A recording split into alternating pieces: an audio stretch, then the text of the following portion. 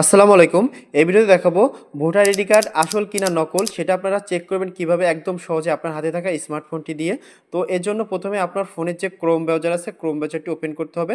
তো ওপেন করার পরে আপনারা এখানে সার্চ বারে ক্লিক করে দিবেন। তো ক্লিক করে দেওয়ার পরে এখানে আপনারা লিখে দিবেন ল্যান্ড LAND ল্যান্ড। তো এখানে দেখুন চলে আসছে ল্যান্ড GOV তো এই লেখাটি আপনারা লিখে এটার উপর ক্লিক করে দিবেন। তো ক্লিক করে দেওয়ার পর এখানে দেখুন ওয়েবসাইটে চলে আসছে ভূমি সেবা। তো এই ওয়েবসাইটে আপনারা ক্লিক করে দিয়ে ওপেন করবেন। তো দেখুন ওয়েবসাইটটি ওপেন হয়ে গেল ক্লিক করে দেওয়ার পরে এখানে উপরে দেখুন লেখা আছে লগইন, তো এটার উপর আপনারা ক্লিক করে দেবেন।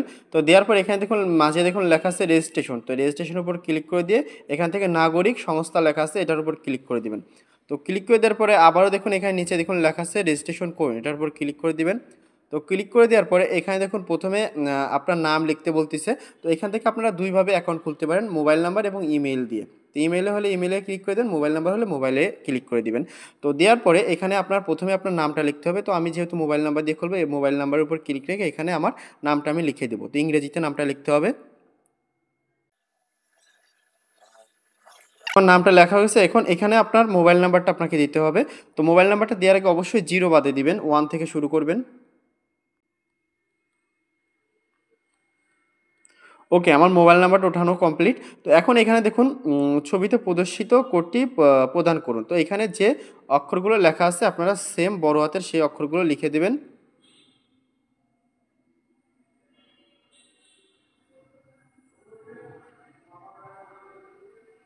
তো আপনার এখানে যে অক্ষরগুলো লেখা আসবে সেই অক্ষরগুলো আপনারা সেম এভাবে লিখে দেবেন, দেওয়ার পর এখানে সাবমিট করে দিবেন।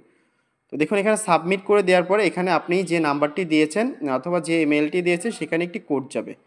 তো দেখুন সেই কোডটি এখন এখান থেকে আপনাকে বসিয়ে দিতে হবে। তো আপনার সিমে একটি মেসেজ যাবে নাম্বার দিয়ে থাকলে। ওকে, দেখুন আমার একটি কোড চলে আসছে। তো এখানে 51 83 25।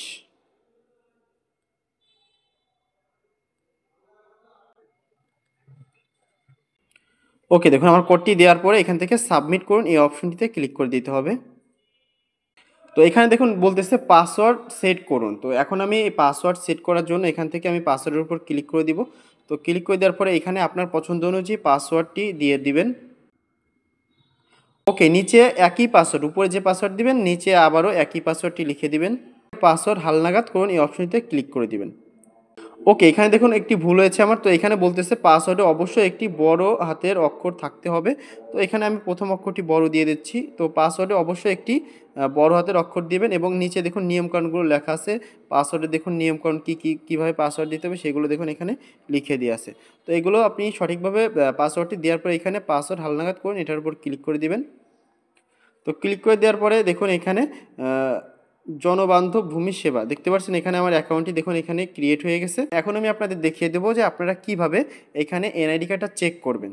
তো চলুন এই প্রসেসটা আমি আপনাদের দেখিয়ে দিচ্ছি। এখানে দেখুন একটি তীর আইকন দেওয়া আছে, এটার উপর ক্লিক করে দেবেন। তো ক্লিক করে দেওয়ার পর এখানে দেখুন লেখা আছে প্রোফাইল, তো প্রোফাইলের উপর ক্লিক করে দেবেন। তো দেওয়ার পরে এখানে জাতীয় পরিচয়পত্র লেখা আছে, এখানে ডান পাশে দেখুন লেখা আছে যাচাই করুন, তো এটার উপর ক্লিক করে দেবেন।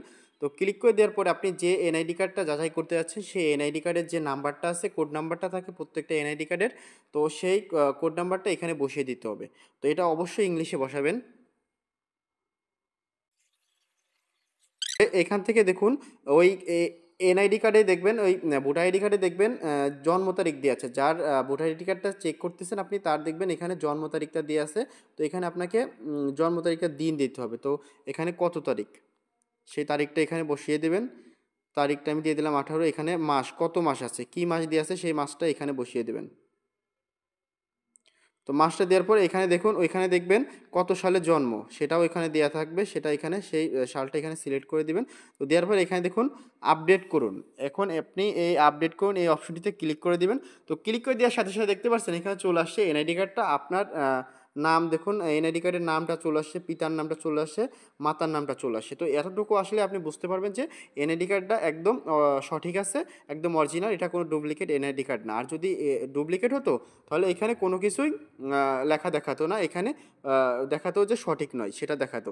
তো এইভাবে আপনারা খুব সহজে এনআইডি কার্ড যাচাই করতে পারবেন। তো আরেকটা বিষয় হচ্ছে আপনারা যে অ্যাকাউন্টটা আমি আপনাদের খোলা দেখালাম এখানে লগ ইন করা দেখালাম, তো সেই অ্যাকাউন্টটার মোবাইল নাম্বারটা যেটা দিয়ে খুলেছেন এবং পাসওয়ার্ডটা যেটা দিয়েছেন এটা অবশ্যই মনে রাখবেন। তো আশা করি ভিডিওটি আপনাদের বোঝাতে পেরেছি। তো ভিডিওটি ভালো লাগলে অবশ্যই আমাদের চ্যানেলটি সাবস্ক্রাইব করে দেবেন। তো আজকের মতো এখানেই বিদায় নিচ্ছি, আল্লাহ হাফেজ।